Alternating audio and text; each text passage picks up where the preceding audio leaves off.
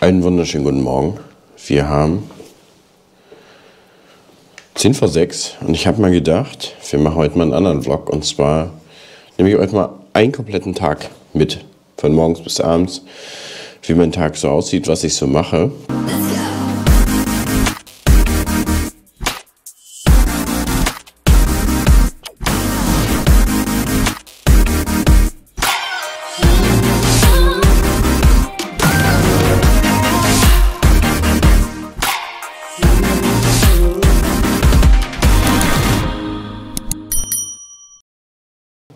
Jetzt sitze ich gerade im Büro, Rechner fährt gerade hoch hier. Also mein Büro, mein eigentliches Büro ist inzwischen unter unserer Wohnung. Ich arbeite sozusagen in der Firma gar nicht mehr am Rechner. Wir haben den Arbeitsplatz da auch komplett aufgelöst, weil ich einfach alles von zu Hause mache. Also ich mache das meistens eine Stunde vor, eine Stunde nach meiner eigentlichen Arbeit. Ich muss das Internet anschließen. Ich glaube, wir haben kein Internet. Moment. Soll mir erstmal egal sein. Ich will jetzt erstmal Videos schneiden. Also normalerweise, ich stehe immer eigentlich so 5:30 Uhr, 5 Uhr auf. Heute schneide ich Video. Manchmal mache ich dann E-Mails beantworten oder mache allgemein Schriftkram oder gucke einfach bei Xavio rein.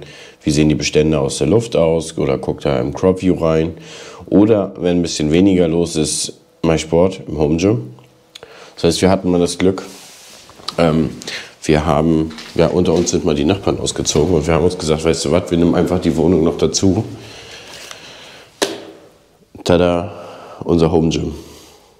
So, und haben uns gesagt, wir nehmen uns einfach noch die Wohnung dazu und haben zusätzlich Büro, also hier ist Büro, nebenan ist nochmal ein Büro für Lisa und meine Schwester und haben die Wohnung halt nur noch zum Wohnen.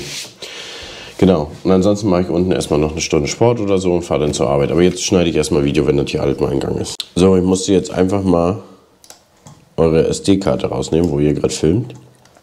Da war noch ein Teil der AKF drin.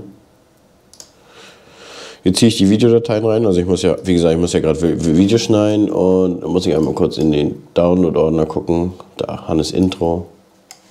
Zack. So, und dann fange ich an, Video zu schneiden. Ziehe ich erstmal das Intro rein.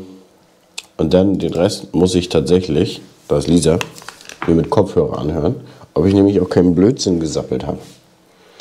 Und dann machen wir das mal fertig und dann sehen wir uns gleich wieder.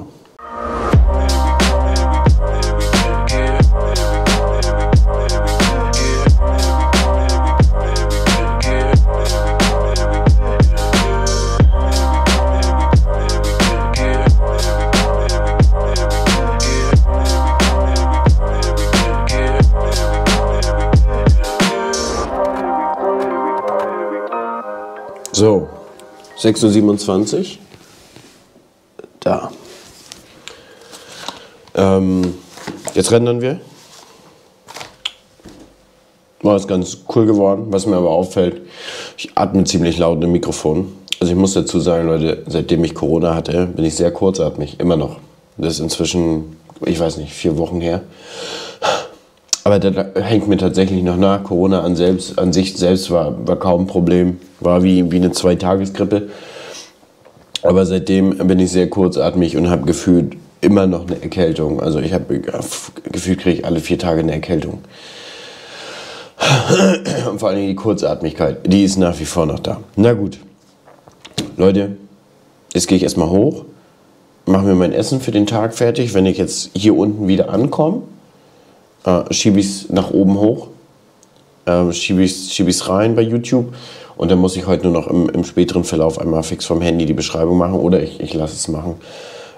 Genau, AKF schneide ich immer noch alleine, weil ich einfach gucken muss, dass die fachlich auch vernünftig ist und dass ich da keinen Blödsinn laber. Und manchmal packe ich ja kleine Hinweispunkte noch unter, wenn ich zum Beispiel wie hier, wusste ich die Startschwelle nicht genau, packe ich die nochmal unter und dann passt es eigentlich ziemlich gut. Genau. Ja, jetzt gehe ich die Sachen fertig machen und dann sehen wir uns gleich eigentlich wieder am Treffen. Detlef war hier eben schon zugange. Wir hatten ja die Scheibe gewechselt. Ich zeige euch das ja nochmal draußen. Wir haben ja die Scheibe gewechselt und haben die alten Schrauben wieder reingenommen. Das zeige ich euch nachher. Da hat Detlef gesehen, dass eine Schraube schon abgebrochen war. Also ich kam hier um 7 Uhr an, da lag er schon unterm Striptill und hat er schon geschraubt. Jetzt bin ich nochmal rückwärts ran, weil er was abflexen wollte. Die eine Schraube. Ach, Detlef, der Goldjunge. Ansonsten zeige ich euch noch mal draußen was am Schar. Wir haben gestern uns auch eine Schar abgebrochen gehabt, also wirklich richtig unten groß. Wir waren gestern sehr steinig unterwegs. Kann ich euch noch ein bisschen was zu den neuen Scharspitzen sagen, die ich fahre? Genau, und dann machen wir nachher. Ansonsten 7:30 Uhr, ich bin jetzt die ganzen letzten Tage eigentlich immer um 7 losgefahren. 10 nach 7, war 6:45 Uhr eigentlich hier, habe getankt. Habe ich aber gestern Abend schon alles gemacht, weil ich wusste, ich muss heute Morgen ein Video schneiden und dann habe ich nicht so einen Stress. Und da kommt mein Vati von seiner morgendlichen Fahrt. Und was wollte ich euch erzählen? Ach so, genau. Ja, und die Jungs fahren, also der erste Zubringer fährt um 6:45 Uhr hier los. Dann haben wir einen Zubringer, der ist um 7 Uhr an der Anlage.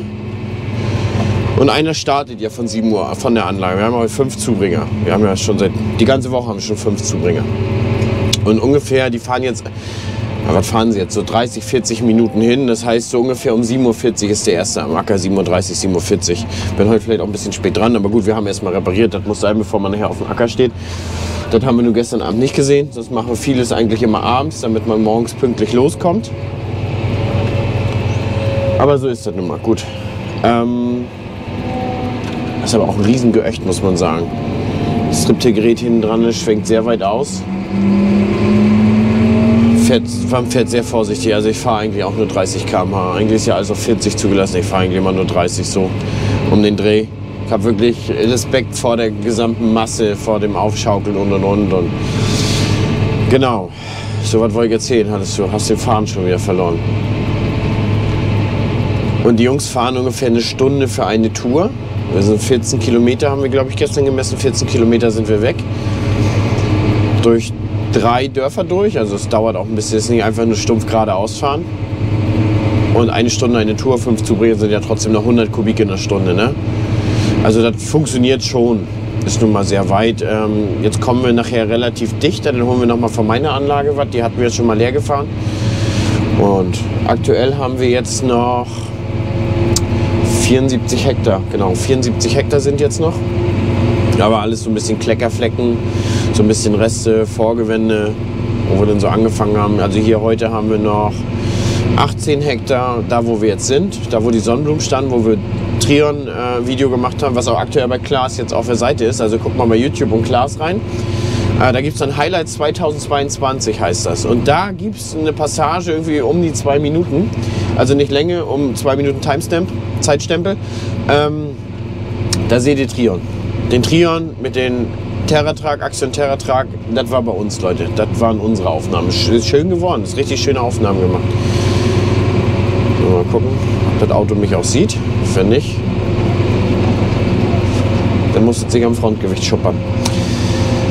Gut. Genau. Dann haben wir das fertig und dann haben wir, also es nimmt jetzt langsam ab. Wir haben jetzt noch 3 Tage. Wir wollten ja, heute ist ja Donnerstag. Dann haben wir noch Freitag und Samstagabend. Samstagabend habe ich aber schon so einen Charity-Stream mit Giants und ein paar anderen Streamern zusammen. Für einen guten Zweck. Geht um das neue Precision Farming DLC. Und genau, da wurde ich angefragt, habe ich auch zugesagt. Na klar, für einen guten Zweck macht man das doch immer gerne. Also am Ende wird auch eine Summe Geld gespendet, Summe X, die dann an eine wohltätige Einrichtung geht. Die Einrichtung steht auch schon bekannt, aber die kann ich euch jetzt nicht sagen.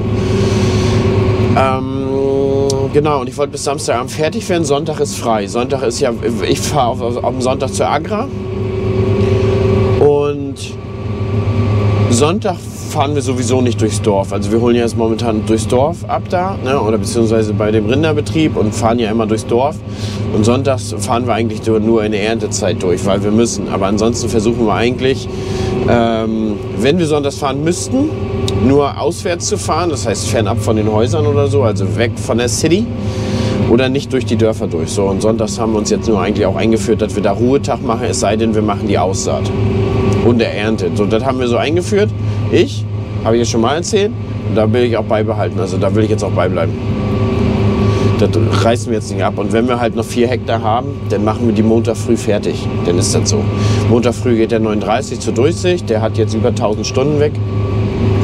1000 Stunden Durchsicht. Aber viele fragen mal, wie viele Stunden hat er jetzt? Jetzt hat er 1000 runter und der wird, ja, jetzt wird er bald 1 Jahr. Da haben wir in einem Jahr 1000 Stunden gemacht, ne? Obwohl er noch nicht mal die Spitze mitgekriegt hat. Also wir haben ihn ja gekriegt, haben dann mit Maislegen angefangen und die 200 Stunden, die wir dann da, keine Ahnung, beim Güllefahren gebraucht haben, die waren dann nicht mit drauf, sonst hätte er jetzt 1200 gehabt, ne? Oder 1300. Ja, ich fahre jetzt erstmal weiter und wenn ich ankomme, sage ich euch Bescheid. Wisst ihr, woran man einen guten Fahrer erkennt? Dass er sich eine Platte macht. Sven stand gerade da unten in der Ecke, hat gewartet, hat jetzt aber gesehen, okay, ich komme mit meiner Menge noch ziemlich weit nach oben, fährt jetzt über die Straße nach oben hin, da oben ist so ein Querweg, damit er nicht unnötig auf dem Acker umhergurken muss. Das ist doch stark. Mensch, Leute, wollen wir gleich mal eine Packung Taschentücher hier besorgen. Ich habe hier gar nichts mit, ey. Hab ich voll vergessen. Oh, aber das ist auch Alltag, was ich euch jetzt erzähle. Vorhin hier auf der Fläche raufgefahren, kam gleich der nächste Mercedes-Jeep, anderer. Jo, er ist hier der neue Eigentümer der Fläche. Er kann uns die dieses Jahr noch zur Verfügung stellen. Wir haben ja noch ein Pachtvertrag mit einem alten Eigentümer, der nicht gekündigt wurde. Aber er schickt uns das jetzt auch noch schriftlich. Wir haben die Fläche ab Herbst nicht mehr. Die nächsten 30 Hektar weg. Dann sind hier 30 weg, da 30 weg, 60 Hektar wieder weg. Und was mich eigentlich so ein bisschen ärgert, wir haben die Flächen, meine Eltern haben die bestimmt schon 25 Jahre in der Pacht. Und dass der Eigentümer einfach nicht sagt, hey, ich möchte die verkaufen, möchtet ihr vielleicht auch ein Angebot abgeben oder so, ne? Nein, es wird direkt an einen Investor verkauft. Es ist momentan unfassbar scheiße in der Landwirtschaft geworden. Einfach wird es wird jegliches Land einfach weggekauft. Und die Jungs spielen einfach mit Geld umher, was sie nicht in der Landwirtschaft verdienen. Es sind Großmillionäre aus der Industrie, die haben richtig fett Kohle verdient und die kommen hierher und als Hobby kaufen sie sich einen Landwirtschaftsbetrieb mit 1000, 2000 Hektar und machen richtig einen auf Max. Das ist so furchtbar geworden. Es ist so furchtbar geworden. Da spielt Geld keine Rolle. Die kaufen Acker wie Aktien. Also die haben die Kohle über und ob sie nur Aktien kaufen oder Acker. Und sagen sich, nö, dann kaufe ich lieber Acker. Und jetzt sagt ihr euch, ja, aber das darf man doch eigentlich gar nicht mehr in Deutschland, wenn man kein Landwirt ist. Doch, sie kaufen sich ja parallel dazu einen Betrieb, damit sie es dürfen. Sie kaufen sich einen Betrieb und mit dem Betrieb dürfen sie dann offiziell auch Acker kaufen. Weil ansonsten darf Acker eigentlich nur an Landwirten verkauft werden. Und man muss sagen, einer der größten Preistreiber überhaupt ist auch der Staat. Also ist ja die BVVG bei uns im Kreis. Das ist einfach der Staat, der verkauft auch alles nach Bieterverfahren und ist eines der größten Preistreiber. Und da geht eigentlich auch nur ums Geld. Damit ihr alle mal wisst, was so los ist in der Landwirtschaft. Und das ist auch so der Alltag geworden. Du musst dich einfach mit den Scheiß ärgern. Das ist einfach ärgerlich, wenn du deine Flächen hier so hegst und pflegst und dann ist die nächste weg. Ich weiß gar nicht, die haben wir schon ewig hier in der Bewirtschaftung. So hätte ich das natürlich gewusst, hätte ich nicht noch hier noch Kalk gestreut, ne? Dann hätte ich einfach das Jahr noch so gemacht. Hätte meinen Nutzen aus der Fläche gezogen und gut ist. Ach, das ist einfach ärgerlich. Das ist einfach ärgerlich, Leute. Jetzt fragt ihr euch, so was kostet denn so eine Fläche von 30 Hektar? Ja, 900.000. 900.000. Und sie machen es ja mit Eigenkapital. Das heißt, sie bezahlen es mit Geld, was sie schon mal verdient haben. Und das ist ja einfach, das ist schwierig. Also ich muss ja versuchen, mit dem Geld auf der Fläche zu wirtschaften. Also ich muss ja eigentlich, das heißt, wenn ich jetzt die Fläche mir kaufe, muss ich sie ja finanzieren. Ich habe ja keine 900.000 auf der Kante. Das heißt, Zins und Tilgung muss ich ja erwirtschaften. Das heißt, ich muss ja so viel Geld verdienen. Und das Ding ist, du kannst Acker nicht abschreiben. Das heißt, du kannst sie nicht gegen die Kosten rechnen, deine Zins und Tilgung. Die musst du aus Gewinn, der versteuert war, musst du das Ganze bezahlen.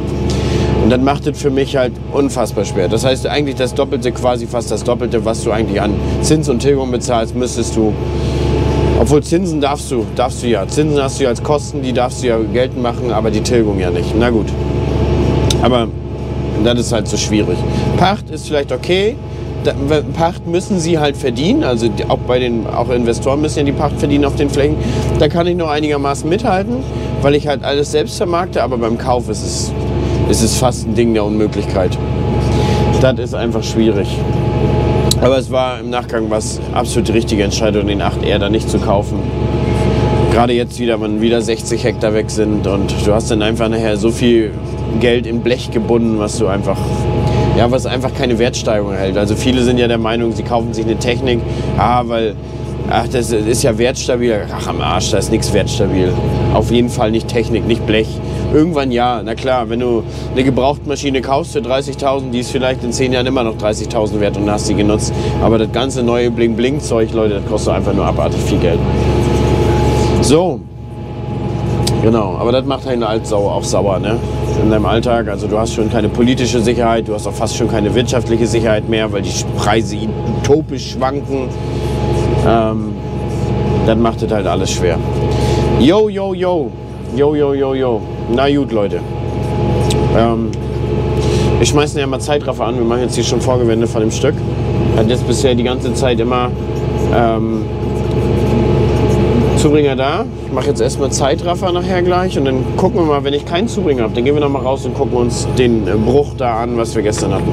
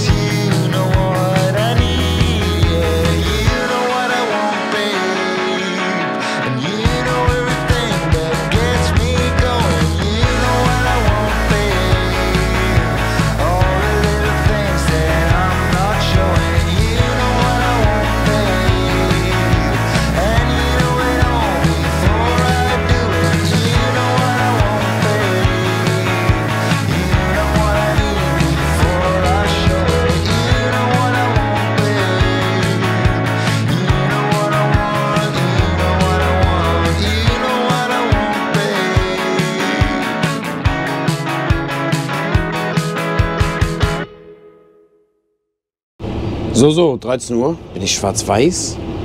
Nee. Sieht sah so komisch aus. War ich ein bisschen blass. 13 Uhr. Wir warten jetzt auf den nächsten Zubringer. Der müsste gleich kommen. Wir hatten gerade Mittagspause. Der ist mal ein bisschen auseinandergerissen. So, gucken wir uns das Ganze an. Hier standen Sonnenblumen.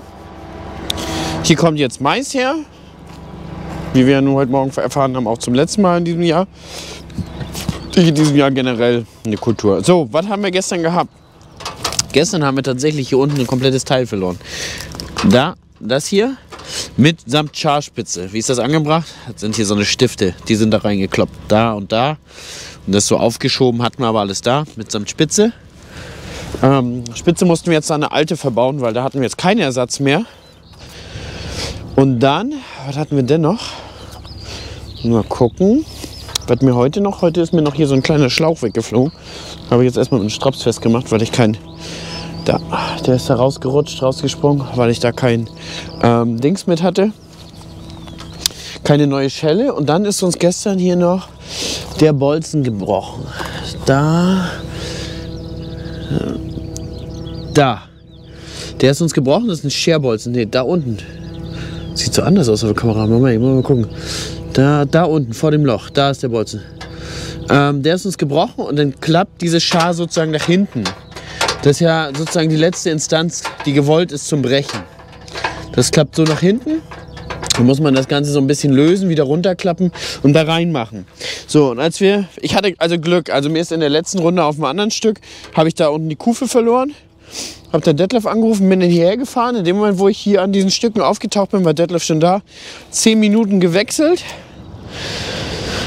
Und dann das Ganze. Und dann sagt Detlef noch zu mir, du, ich habe um 17 Uhr Zahnarzttermin, alles klar. Und Punkt 17 Uhr bricht da der Bolzen weg. Naja, ich mich vom Vati abholen lassen, habe schon Sachen zusammengesucht. Habe ihn dann erreicht, sagt Detlef, wo finde ich denn die Scherbolzen? Ja, sagt er, findest du nicht so einfach, ich komme. Ja, Detlef war dann auch gleich da. Und ja, dann war ganz witzig eigentlich. Und sagt er zu mir,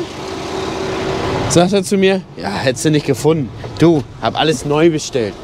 Er sagte, wortwörtlich, die von Vollmer taugen nichts. Ich habe uns bessere bestellt. Und dann hatte er wirklich schon 3 Kartons, wo er sich Schrauben bestellt hatte, mit Ringe, mit Scheiben und Muttern und alles. Und ja, dann haben wir das eingeschraubt. Wie gesagt, Schrauben ungefähr 20 Minuten, die das gebraucht hat. Mussten tatsächlich, also der Char klappt ja so komplett nach hinten. Das ist ja so sieht der Char ja aus und dann klappt das so nach hinten. Und dann hatte sich das so ein bisschen im Reifen verkeilt. Dann mussten wir halt den Reifen lösen, dass wir runterdrücken konnten. Naja, war so ein bisschen Modderei. Sah ich ähnlich aus wie hier so gestern. Ansonsten, ja, das war der Spaß. Da hoffe ich mal, dass das jetzt besser läuft. Wir haben jetzt heute 13 Hektar weg. Und jetzt den rücken wir erstmal dichter. Und ja, das sieht aber ganz gut aus heute hier. Sieht gut aus. Ach so, ich wollte noch was zum Arbeitsbild der Schare sagen. Die Schare sie sind jetzt ein Stück länger. Dadurch arbeiten wir wieder tiefer. Wir sind wieder bei 30 cm. Wollte ich ja eigentlich nicht mehr. Aber das zeige ich euch draußen nochmal schnell. Das Ding ist aber, dadurch, dass sie länger sind und die Spitze, haben die wieder mehr Untergriff und ziehen sich doller in den Boden. Was hat man davon? Durch das in den Boden ziehen drücken die Räder auch automatisch mehr rauf. Das heißt, wir haben mehr Rückverfestigung und das ganze Bild sieht ebener aus. Wir brauchen aber auch ungefähr 1 bis 2 Liter mehr auf dem Hektar dadurch. So, wenn wir das jetzt flacher stellen wollten, das ist so das Problem, sonst hätte ich das schon gemacht, wieder auf 25 cm. Wir müssen ja das ist auch so ein Mist hier. Das geht immer auf, da kannst du jeden Tag 20 Mal nachkloppen. Hier, die sind okay, auf der anderen Seite haben sie uns Stifte rangebaut, die zu lang sind. Die müssen wir noch mal abflexen. So, die gehen auch immer auf. Also das ist hier nicht die wahre Lösung.